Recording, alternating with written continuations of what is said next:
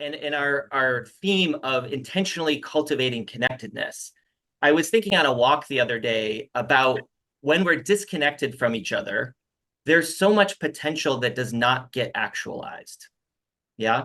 And when we're disconnected from ourselves, there's so much potential that does not get actualized. And then thirdly, when we're disconnected from ourselves and each other, our well-being plummets, right? We know more and more about that and the need for connectedness. So today, our session is going to be about inviting you to connect with your playful self, your future self, and your deeper why. Why does reinventing healthcare matter to you? And in the process, I trust that as we connect with ourselves more in those different ways, we're going to connect with each other intentionally and by design. As we started the event, David asked us to put into the chat how we were feeling as we arrived. Some said open, curious, eager, excited, or even calm, where others said frustrated, mildly anxious, stressed, or needing connection. And still others shared that they were pressed, anxious, and kind of listening but multitasking.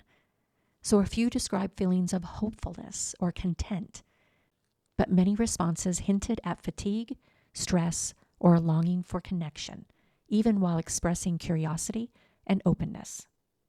I've been thinking a lot about connectedness over the last few years, especially because of COVID. And then even a couple of years ago, you may be aware of the US Surgeon General, Dr. Vivek Murthy, put out 80-page report on the epidemic of isolation and loneliness, right? And he said in the opening letter that the mortality impact of being socially disconnected is similar to that caused by smoking up to 15 cigarettes a day. We've heard the sitting is the new smoking. Now, maybe social disconnection is the new sitting is the new smoking, right? It really matters, right? And this is the Surgeon General, so he's not just talking metaphorically here. So also the health benefits of our social connection are being more and more documented. And so there's this well-being aspect. And with something like HRC, in order to reinvent something, we have to be connected. We have to build trust. We have to build those skills of being innovative together, right? And so I'm a big believer in like building micro skills to have macro impact, right? One of my favorite quotes, this comes from Dr. Gabor Mate. He said, safety is not just the absence of a threat, but also the presence of connection. So yes, something like COVID and other things are real threats. And I really believe our sense of safety is those two things. Like, what is the actual threat? But then also, if I feel really alone, this threat's going to feel bigger versus if I feel and sense and I'm actually connected, right?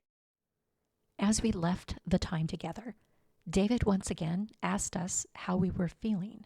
The messages this time differed. We heard inspired, encouraged, and energized, lighter, hopeful, grateful, purposeful, seen and heard, and calm.